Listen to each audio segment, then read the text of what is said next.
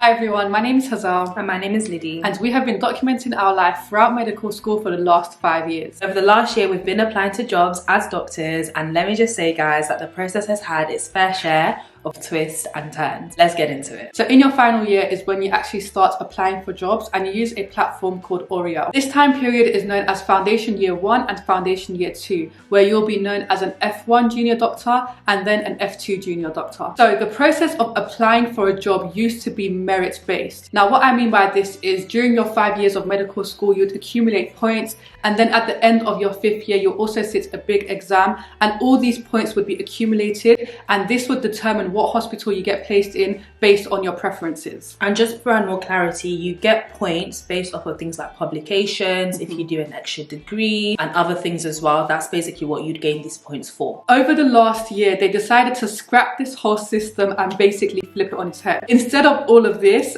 now they have a randomly generated system. What we had to do was rank all of our preferences, and then based on a random number generator, we would get one of our 18 preferences. Yeah, I know, it's literally based all on luck. And vibes. Luck and vibes. When they first announced that they were going to move to this random number generator, I was like, yeah, you know, this sounds good, because I'm not going to lie, the merit-based system, I don't have much points. I don't have publications. I didn't really want to intercalate. There wasn't much things in my favor. And I was like, random number generator maybe will actually increase the chances of me getting a place that I'm happy with. But in retrospect, when you actually go through the process, it's like, nah, bring back the merit system, because at least something was in my control rather than it just being like we said, luck and vibes. In this whole preferencing allocation system, first you get allocated a foundation school. And this is essentially a region within the UK, and there's about 18 of them, I think. For example, there's London, there's East of England, there's Kent, Surrey, Sussex, Scotland, Wales. You get the gist. Once you get allocated a foundation school, you then get given a trust. And a trust is essentially a group of hospitals. Within each trust, you get allocated to maybe 1 or 2 hospitals that your foundation training for the next 2 years will basically be taking place. And for those of you saying, oh my gosh, you signed up for this, doctors can't be complaining, blah, blah, blah. No, we didn't. Like, when we applied to medicine in 2019, this was not the process. You don't get any warning about this stuff. You don't get any warning that these changes will occur. So you can't really make an informed decision on information you don't have. And I think that's just one of the things that really frustrates me about medicine. When you're doing a career like medicine, you need to be aware of the pros and cons. And I think it's difficult to be aware of certain cons if they didn't exist at the time of applying. This change literally came about, you know, at the penultimate year of our medical degree. So unless you're applying to medicine in 2024, there is no way that you could have expected it. And I think the kind of upsetting thing was that we were learning new things about the system as we were applying. Right. Like, there was so much uncertainty, so much unknown. Yeah. We would always have questions, and we would go to the FAQs page, couldn't find an answer. We would even ask our colleagues, or even our, you know, our lecturers or staff members. They wouldn't know either. There was just so much unknown, and I just hated being elaborate, essentially. Yeah. Now that we've got the boring stuff out of the way and you have a bit more clarity on how the whole process works, let's get into the nitty-gritty of things, the topic that you guys have been waiting for and been in our DMs about constantly, and that is, what foundation schools did we get? Where are we going to be placed for the next 2 years? You guys know how I said this whole new process meant that more people got their first choice, and that was the case. 75% of medical students this year got their first choice. 92% got one of their top 5 choices. Bear in mind there's 18 choices in total. I got my 8th choice. So my 8th choice, which is the foundation school I've been allocated to, is the West Midlands South Foundation School. It's fine, I've accepted it now, but I just wasn't expecting it at the time, which is why I had such a big reaction. It's also why we kind of just wanted to not touch on the topic as much online until now, because I just think, even though we're content creators and we love sharing the journey and the process with you guys, I do think it's important as well for there to be a level of like privacy when processing certain things. Really do appreciate the fact that you guys weren't necessarily on our necks, like harassing us for the information. I was living in Delulu land. Like, I was like, everything's gonna be fine. Every time Liddy asked me, I was like, I just feel like I'm gonna get my first choice, like, or first 2 choices. Like, I was so content in my heart. I was so relaxed because I was just like, I know I'm gonna get one of my first 2 choices. So when I didn't, guys, my whole world was flipped around. Like, I was like, I can't believe this has actually happened. I ideally wanted one of the hospitals in Essex because it would have been quite easy for me to commute to. So when I found out that I got East of England as my foundation school, I was actually really happy about that because guys, I'm not trying to move out. CBA, so yeah, that's my foundation school. Obviously it would have been nice if me and Hazal were in the same one. In regards to why we didn't link our application, for those of you who don't know, you can link your application with someone during the foundation school application process. So that means that you both get allocated to the same foundation school. You may not get the same hospital, but you will be in the same region. The reason why we personally didn't do that is kind of like, if you link your application, then let's say that Hazal had Scotland and I had, I don't know, London. I will go to Scotland with Hazal.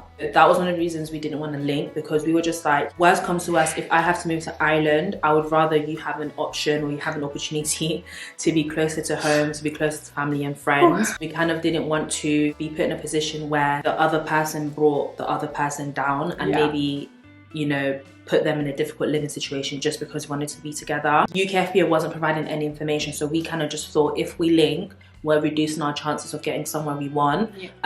Whether that's true or not, we will never know, because like I said, UKFPA doesn't give any information. Literally. But we do know people who have linked and got like their third option, but we also know people who have linked and got like their 14th option. So we will never truly know, but I think in retrospect, like, I don't think I regret not linking. Do you?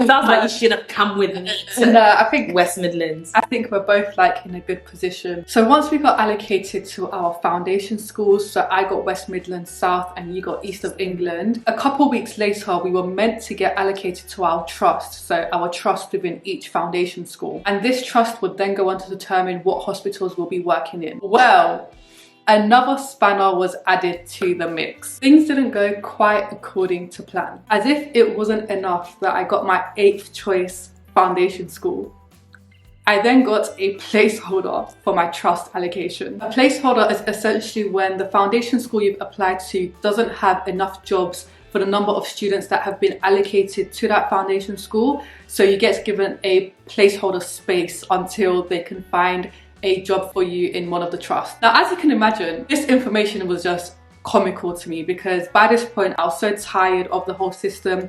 I feel like it was very unfair, and getting a placeholder was literally the cherry on the top. Now, we were all guaranteed to get a job, but just not yet. They essentially had to talk to all the trusts within that foundation school and try to create more jobs essentially for the extra students they had. It's easy to be like, oh, at least you're guaranteed a job, but you need to understand placeholders don't hear back about where they're going until there's literally weeks left before you have to start your job. So the deanery you're in or the foundation school you're in is massive, and that could mean that you are literally moving or trying to find an accommodation within only a few weeks left before you need to begin work. So on top of the stress and the financial burden of everything, you also have to deal with uncertainty and anxiety. So there were roughly 1,000 medical students in this lucky position where they got a placeholder, and I was one of them. And this time period was filled with lots of just fear of the unknown and anxiety about when I was going to hear back, because the foundation school told us that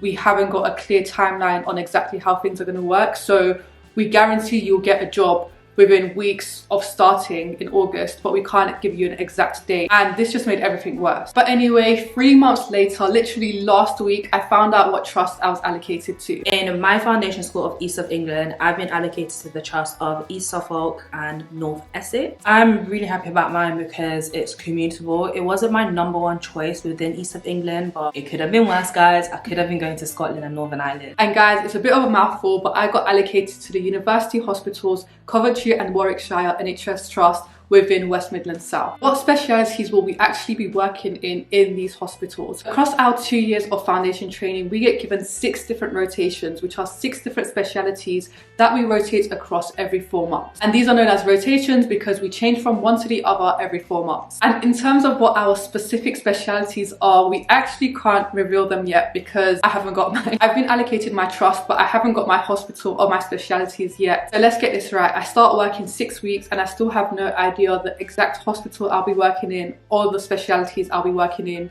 you know, what rotation I'll be starting on. I have no clue. The joys of this system. So as you guys can see, this year has been quite hectic hectic for many different reasons, and I feel like, you know, it was our final year. We did still make the most out of it. We travelled quite a bit. We went on our elective and we travelled to Malta at the start of the academic year. We had our exams, which exam season is exam season. You know, it's never going to be the best, but we passed. It has definitely been an emotional roller coaster throughout this whole year, and I literally can't believe that medical school is over. In terms of the future and exactly what that holds, obviously Hazal got West Midlands, so she'll be moving. To specify, I'll be moving to Coventry most likely, and I'm still kind of in the process of looking for places to live, kind of booking viewings and doing all the adulting stuff that comes with moving out. I've lived at home pretty much my whole life except from, you know, student accommodation, which I feel like isn't the same. So this is quite a big change for me, but I'm trying to, you know, see all the positives in it and kind of make the most out of it and see it as a really big learning experience. I'm scared, I'm nervous, I'm excited, I'm sad, I'm happy, so many emotions, but I know everything's going to be okay. Any of you have kind of asked us what's going to happen with our social media once we finish with medical school, and especially with Hazal's move, are we still going to be creating content and whatnot? And guys, obviously we are. Like, yes, there will be that distance between us. We are over, I think, 100 miles apart in regards to our hospitals. Yeah.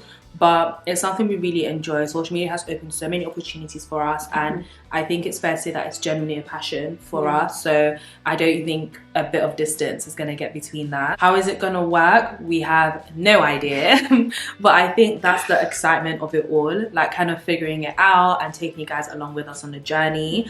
I feel like we love a good challenge. Do you get what I mean? So if there's any duo that's going to make it work, it's going to be us. It's going to be us. You can't get rid of us that easy. We're going to be here. We're here. Right here. We're here to stay for a while. I feel like UK FPO was such an enemy of progress. We could have made really cute TikToks literally, if we were in the same hospital or region. But don't worry, we're about to make long distance friendships our entire personality. Guys, that's it. That's our little life update. Not so little life update, but yeah, we can't wait to just take you guys along on the journey as we have been doing for the last 5 years. And we thank you all so much for kind of just sticking around and, you know, being there for us through the highs and the lows. I hope you guys enjoyed this video. Make sure to comment down below what you think of this whole life what are your update. thoughts, guys? Let's have a dialogue. Let's talk in the comments. Yeah, because we haven't been able to say much for the past few months, and now that we're speaking, bring that energy that you brought in our DMs to the comment section. We'll see you in a new video next time. Bye.